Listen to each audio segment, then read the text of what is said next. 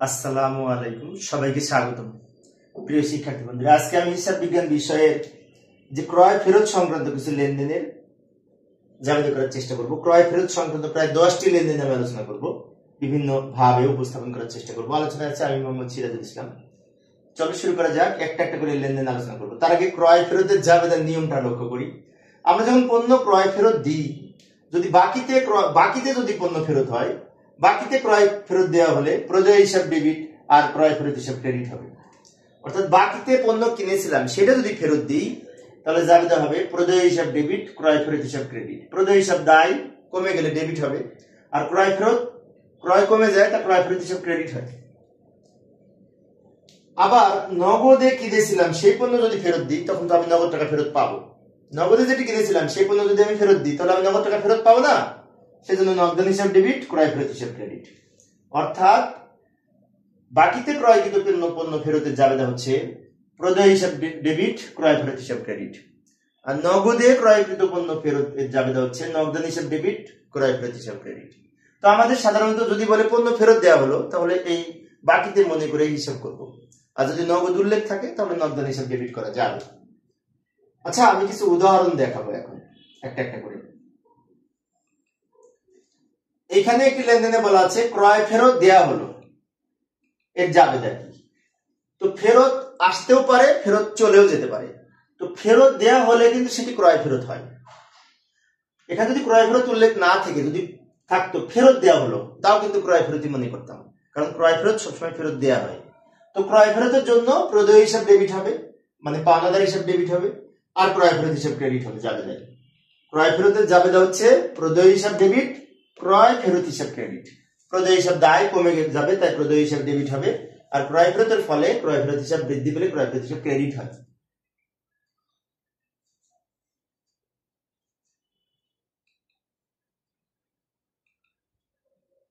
এইখানে একটি লেনদেনে বলা আছে বাকিতে ক্রয়কৃত পণ্য ফেরত দেওয়া হলো।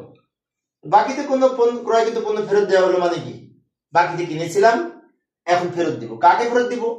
পাওনাদারকে ফেরত দিব। তাই পাওনাদার হিসাব ডেবিট বা প্রদেয় হিসাব ডেবিট। প্রদেয় হিসাবের আর এক নাম পাওনাদার হিসাব। 5,000 টাকা লিখবো। আর ক্রয় ফেরত হিসাব ক্রেডিট, অর্থাৎ বাকিতে ক্রয়কৃত পণ্য ফেরত দেওয়া হলে প্রদেয় হিসাব ডেবিট, ক্রয় ফেরত হিসাব ক্রেডিট হবে। প্রদেয় হিসাবকে যেহেতু ফেরত দিচ্ছি, তাই প্রদেয় হিসাব কমে যাবে। প্রদেয় হিসাব দায় কমে গেলে ডেবিট।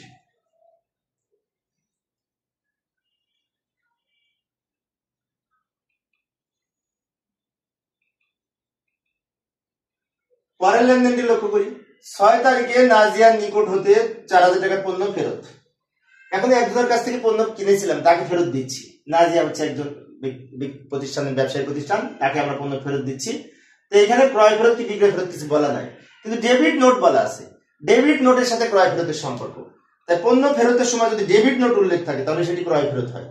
অর্থাৎ এখানে ক্রয় ফেরতের জাবেদা হবে প্রদেয় হিসাব ডেবিট আর ক্রয় ফেরত হিসাব ক্রেডিট। প্রদেয় হিসাব ডেবিট, এখানে নাজিয়া এন্ড সন্স নাম লিখতে পারি। প্রদেয় হিসাব ডেবিট, ক্রয় ফেরত হিসাব ক্রেডিট। ক্রয় ফেরতের জাবেদা ডেবিট নোট লেখা থাকলে ক্রয় ফেরত ধরতে হবে, কারণ ডেবিট নোট হচ্ছে ক্রয় ফেরত সংক্রান্ত দলিল।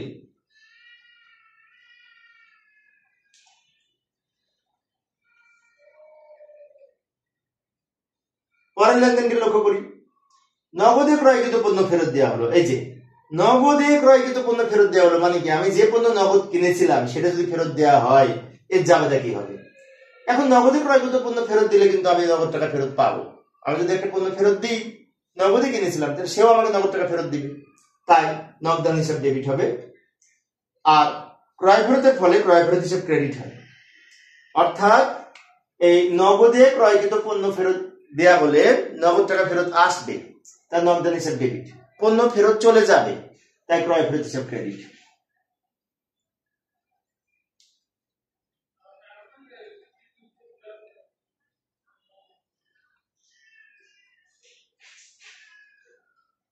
এখানে একটি লেনদেনে বলা আছে পণ্য ফেরত 3,000 টাকা। ক্রয় ফেরত কি বিক্রয় ফেরত কিছু বলা নেই, কিন্তু পাশে একটা কথা লেখা আছে ডেবিট নোট নং।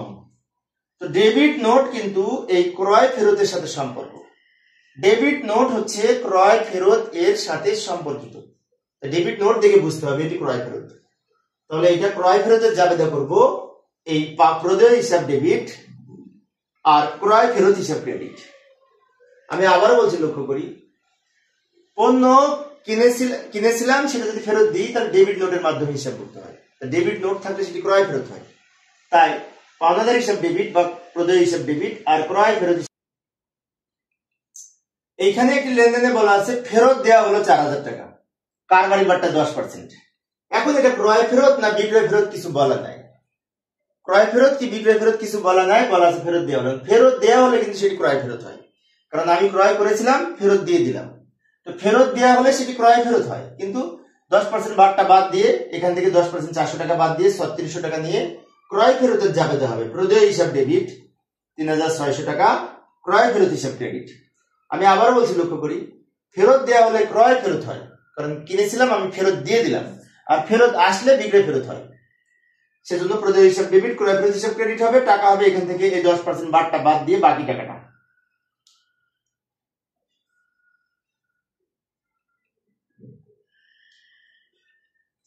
পরের লেনদেনটি লক্ষ্য করি, সরবরাহকারীর নিকট পণ্য ফেরত 5000 টাকা। তো এটা ক্রয় ফেরত না বিক্রয় ফেরত? ভালো করে লক্ষ্য করি, এর জাবেদা কি হবে? সরবরাহকারীর নিকট পণ্য ফেরত 5000 টাকা, এইটার জাবেদা কি হবে? সরবরাহকারী বলতে পাওনাদার বোঝায়, প্রদেয় হিসাব বোঝায়, আর পাওনাদারের সাথে ক্রয় এবং ক্রয় ফেরতের সম্পর্ক। সেজন্য সরবরাহকারীর নিকট পণ্য ফেরত বলতে ক্রয় ফেরত দেয়া হলো এইটা বোঝায়। আর যদি থাকতো খরিদ্দারের নিকট হতে ফেরত, তাহলে সেটি বিক্রয় ফেরত হতো। খরিদ্দার মানে দেনাদার, সরবরাহকারী মানে পাওনাদার। তাহলে আমরা এখানে লিখবো এই পাওনাদার হিসাব ডেবিট বা প্রদেয় হিসাব ডেবিট আর ক্রয় ফেরত হিসাব ক্রেডিট। অর্থাৎ সরবরাহকারী নিকট পণ্য ফেরত মানে ক্রয় ফেরত এর জাবেদা হবে। সরবরাহকারী বলতে প্রদেয় হিসাব বা পাওনাদার বোঝায়, তার নিকট ফেরত দিলাম, তার মানে কি ক্রয় ফেরত।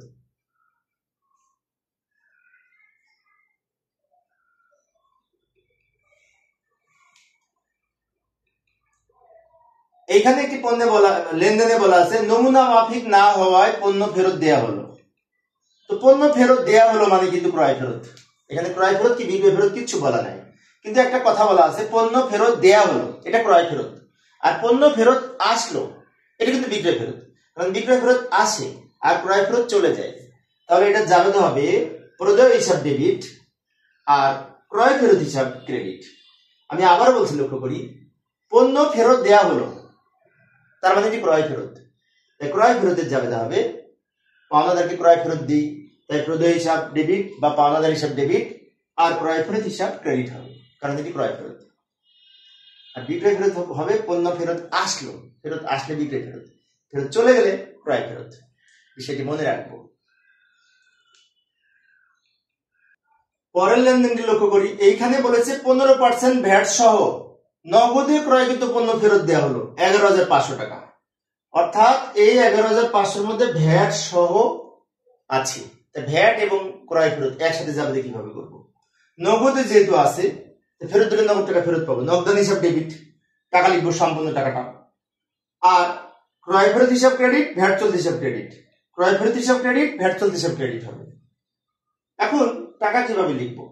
এই মোট টাকাটা নগদে লিখবো, আর ভ্যাট চলতি হিসাবে লিখবো এই 15% ভ্যাট সহ 100 আর 15, 115 হবে।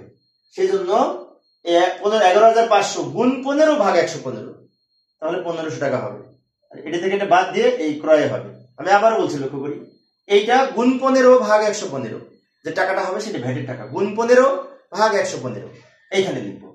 এখন এখান থেকে আবার ভ্যাটের টাকা বাদ দিয়ে বাকিটা এখানে পাবো।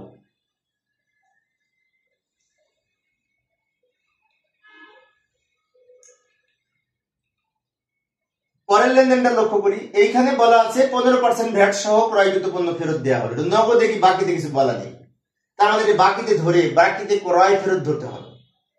বাকিতে ক্রয় ফেরতের জাবেদা হবে, কিন্তু ভ্যাট লিখতে হবে। ক্রয় ফেরত ক্রেডিটে, ভ্যাট চলতি হিসাবে ক্রেডিট হবে এখানে। যেমন আমরা জাবেদাটা এইভাবে করতে পারি, প্রদেয় হিসাব ডেবিট, যেহেতু ফেরত পণ্য ফেরত দেওয়া হলে প্রদেয় হিসাবকে ফেরত দিতে প্রদেয় হিসাব ডেবিট 11,500 টাকা। আর দুইটা ক্রেডিট হবে, ক্রয় হিসাব ক্রেডিট এবং ক্রয় ভ্যাট চলতি হিসাব ক্রেডিট। এবার এই দুইটা টাকা কিভাবে লিখবো? ভ্যাট চলতি হিসাবে টাকা বের করব, এইটা গুণ 15 ভাগ 115। আমি আবারও বলছি, লক্ষ্য করি, ভ্যাট চলতি হিসাবে টাকা লিখবো, এইটা গুণ 15 ভাগ 115। কেন 115 দিয়ে ভাগ হবে? এই 100 টাকার 15 টাকা, তাহলে 115 টাকা ভ্যাট সহ হয়। এটা যদি ভ্যাট সহ টাকা, তাই একে 115 দিয়ে ভাগ হবে। এইটা গুণ 15 ভাগ 115 দিয়ে এই টাকাটা পাবো, এটা থেকে এটা বাদ দিয়ে এটা পাবো, এটা থেকে এটা বিয়োগ করে এটা পাবো। এটা হচ্ছে ভ্যাট চলতি হিসাবে সহ ক্রয় ফেরতের জাবেদা, ক্রয় ফেরত ক্রেডিট, ভ্যাট চলতি হিসাবে ক্রেডিট। আজকের আলোচনা শেষ লেনদেনটি লক্ষ্য করি। এখানে একটি বলা আছে ভ্যাট সহ পণ্য ফেরত। এখানে ক্রয় ফেরত কি বিক্রয় ফেরত কিছু বলা নাই, কিন্তু এই যে ডেবিট নোট আছে, ডেবিট নোট নং 24, এইটা দেখে বুঝতে হবে এটি ক্রয় ফেরত, কারণ ক্রয় ফেরতের সাথে ডেবিট নোটের সম্পর্ক আর বিক্রয় ফেরতের সাথে ক্রেডিট নোটের সম্পর্ক। তাই আমরা জাবেদা করবো ভ্যাট সহ ক্রয় ফেরতের জাবেদা হচ্ছে প্রদেয় হিসাব ডেবিট, টোটাল টাকাটা লিখবো, ক্রয় ফেরত হিসাব ক্রেডিট আর ভ্যাট চলতি হিসাব ক্রেডিট। ক্রয় ফেরতের সাথে ভ্যাট থাকলে ক্রয় ফেরত ক্রেডিটে, ভ্যাট চলতি হিসাব ক্রেডিটে। বাট টাকা এই দুটো কিভাবে লিখবো? এটা তো দেখে দেখে লিখবো এইখানে, আর এইটাকে গুণ 15 ভাগ 115 দিয়ে এই 1500 হবে। ভ্যাটের টাকা বের করবো কিভাবে? এইটা গুণ 15 ভাগ 115, তাহলে ভ্যাটের টাকা 1500 টাকা হবে, আর এটা থেকে এটা বাদ দিয়ে নিট ক্রয় ফেরত হবে। অর্থাৎ ভ্যাট যেহেতু 15%, সেজন্য উপরে 15, নিচে 100 সাথে 15 যোগ করে 115 দিয়ে ভাগ হবে। এটা গুণ 15 ভাগ 115 দিয়ে এটা পাবো, এটা থেকে এটা বাদ দিয়ে এটা হবে। তো প্রিয় শিক্ষার্থী বন্ধুরা, এই ছিল আজকের ক্রয় ফেরত সংক্রান্ত সকল প্রকার লেনদেন। আশা করি তোমাদের উপকারে আসবে। পরের ক্লাসটি দেখার আমন্ত্রণ রইল। খোদা হাফেজ।